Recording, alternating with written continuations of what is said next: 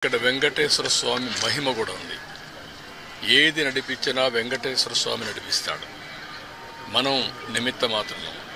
ఆయన ఒకసారి తలుచుకొని ఆయన పేరుతో మనం ఏ పని చేపట్టినా అది ఆయనే సుజావుగా జరిపించే పరిస్థితి వస్తారు. అది నా ప్రగాఢమైన నమ్మకం, విశ్వాసం. అందుకే నేను నిద్రలేస్తే ఎప్పుడైనా సరే నాకు ఏ కష్టం వచ్చినా ఆయన ఒకసారి తలుచుకొని దానిపైన నిర్ణయం చేసుకుంటాను. ఆ నిర్ణయం ఎప్పుడు కూడా నేను తప్పు చేయకుండా ముందుకు పోయేదానికి ఉపయోగపడతా ఉంది. ఇక్కడుండే వాళ్ళు కూడా ప్రతి ఒక్కరూ ఇక్కడ పనిచేసే వాళ్ళు కానీ వచ్చే భక్తులు కానీ పవిత్రమైన భావంతో మీరు ఇక్కడ ఉండాల్సిన అవసరం ఉంది. మీరు పవిత్రంగా ఉండమే కాకుండా దివ్య క్షేత్రాన్ని పవిత్ర క్షేత్రంగా శాశ్వతంగా ఉండాలంటే భక్తుల్లో ఆ భావన రావాలి, మేనేజ్మెంట్లో ఆ భావన రావాలి, శ్రీవారి సేవకుల్లో భావన రావాలి. అందరం కలిసి మళ్ళీ దీన్ని ప్రపంచంలో ఉండే హిందువుల మనోభావాలకి ప్రతిబింబం వెంకటేశ్వర స్వామి టెంపుల్. అందరూ కూడా ఇక్కడ ఏం జరిగినా కూడా ఆలోచిస్తూ ఉంటారు. ఇక్కడికి వచ్చినప్పుడు ఎక్స్పీరియన్స్ చేస్తారు. అలాంటి ఎక్స్పీరియన్స్ చేసే సమయంలో దీన్ని అందరం కూడా ఈ ఎకో సిస్టాన్ని ఎట్లా కాపాడడానికి పూర్తిగా సహకరించి మనందరికీ చెప్పాను. మార్నింగ్ కూడా కొన్ని ఆదేశాలు ఇచ్చాం. ఆదేశాలన్నీ పాటిస్తారని చెప్పి నేను ఆశిస్తున్నా. ఎప్పటికప్పుడు గవర్నమెంట్ ఓవరాల్ గైడెన్స్ ఇస్తాం. పాలక మండలి లేకపోతే ఎక్కువ మేనేజ్మెంట్ అన్నీ కూడా జాగ్రత్తగా చూసుకుంటాం. ఇవన్నీ మాట్లాడదామా? రాజకీయాలు ఇక్కడ వద్దు. నేను క్లియర్గా చెప్పాను.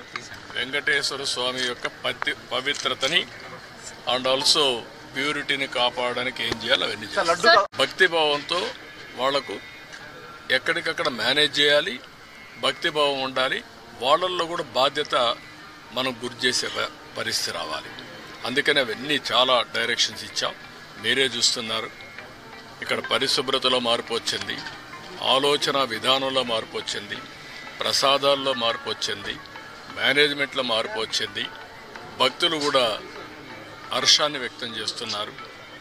ఎందుకంటే వాళ్ళందరికీ సంబంధించిన మనోభావాలు ఇక్కడ ప్రతి ఒక్కరూ వారి యొక్క ఒక భక్తి భావాన్ని ఇక్కడి నుంచి పొందుతూ ఒక స్ఫూర్తిదాయకమైన ప్రదేశం. ఈ స్ఫూర్తిదాయకమైన ప్రదేశం శాశ్వతంగా స్ఫూర్తిదాయకంగా ఉండాలని కోరుకుంటారు. అది కాపాడుతారు. పరిశుభ్రత మీద కూడా ఎక్కువ శ్రద్ధ పెట్టమన్నాను. ఎక్కడెక్కడి నుంచో భక్తులు వస్తారు.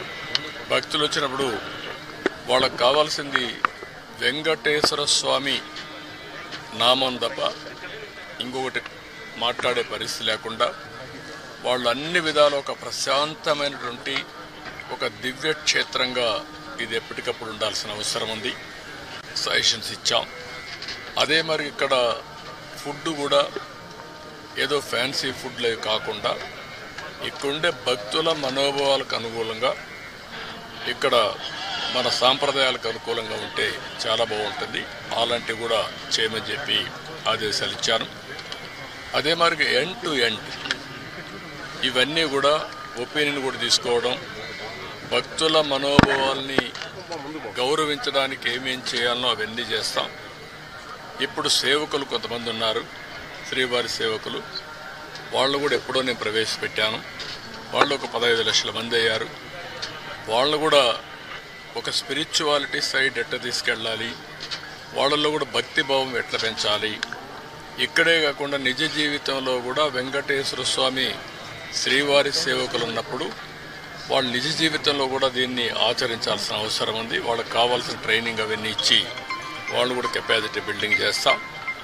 అదే మరి ఎక్కడికక్కడ సమాచారాన్ని కూడా తీసుకొని ఒక విధంగా చెప్పాలంటే మళ్ళీ వెంకటేశ్వర స్వామికి పూర్వ వైభవం వచ్చే విధంగా, అదే కాకుండా ఎప్పటికీ ఇది ఒక దివ్య క్షేత్రంగా పవిత్రమైన క్షేత్రంగా తయారు చేయడానికి ఏమేం చేయాలో అన్ని చర్యలు తీసుకోమని చెప్పి మేనేజ్మెంట్కి గవర్నమెంట్ తరఫున కూడా ఆదేశాలు ఇచ్చాం.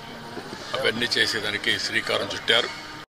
నా సమీక్షలో ఒకప్పుడు ఏవైతే పగడ్బందీగా చేయడానికి మొత్తం గ్రీన్ కవర్ అయితే ఇప్పుడు 72%కి వచ్చాం. డీప్ ఏదైతే ఫారెస్ట్ ఉందో దీన్ని 72%కి వచ్చాం. దాన్ని 90% తీసిపోయే అవకాశం ఉంది. బయోడైవర్సిటీ కూడా ఫోకస్ చేయమన్నాను. అదే సమయంలో ఇక్కడ వాటర్ కన్జర్వేషన్ కూడా లాజికల్గా తీసుకుపోవాల్సిన అవసరం ఉంది. ఒకప్పుడు మెడిసినల్ ప్లాంట్స్ కూడా తీసుకొచ్చి పెట్టాం. ఇవన్నీ కూడా ఎందుకంటే ఒక పక్క బయోడైవర్సిటీ ఒకటి, రెండోది ప్రశాంతమైన వాతావరణాన్ని క్రియేట్ చేయడానికి అనుకూలమైన వాతావరణం చేయాలని చెప్పి ఉద్దేశంతో ముందుకు పోయాం. అది కూడా ఒకసారి మళ్ళా సమీక్ష చేశాను. రెండోది పరిశుభ్రత మీద కూడా ఎక్కువ శ్రద్ధ పెట్టమన్నాను. మెరుగైన సేవలు అందించడానికి ఇక్కడ కిచెన్స్ అన్ని పనిచేస్తాయి. అదే సమయంలో ఎక్కడ కూడా నాణ్యతలో ఎక్కడ రాజీ పడం, ఎక్కడైతే ముడి సరుకులు కావాల్సినటువంటి మనం ప్రొక్యూర్మెంట్ నుంచి అన్ని జాగ్రత్తలు తీసుకుంటున్నాం. ల్యాబొరేటరీస్ అన్నీ పెడతాం. ఆ ల్యాబొరేటరీస్లో అన్ని టెస్ట్ అవుతాయి, అన్ని రికార్డ్ చేసుకుంటారు.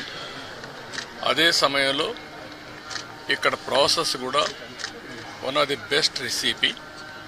వెంకటేశ్వర స్వామి దగ్గరుండే లడ్డు ప్రపంచంలో ఎక్కడ కూడా ఎవరు కూడా రిప్లికేట్ చేయలేకపోయారు, తయారు చేయలేకపోయారు. దానికంటూ ఒక పేటెంట్ కూడా ఉంది. చాలామంది ప్రయత్నం చేసి కూడా ఫెయిల్ అయ్యారు. అలాంటి పవిత్రమైన లడ్డుని కానీ, ఇక్కడుండే జిలేబీ కానీ, ఇక్కడుండే మైసూర్ పాక్ కానీ దేనికి దానికి ఒక ప్రత్యేకత ఉంది. వడకు కూడా ఒక ప్రత్యేకత ఉంది. అలాంటి మళ్ళీ ఇవన్నీ కూడా టోటల్గా ప్రక్షాళన చేసి రాబోయే రోజుల్లో ఫీడ్బ్యాక్ కూడా తీసుకుంటాం. ఈరోజు మీరు చూస్తే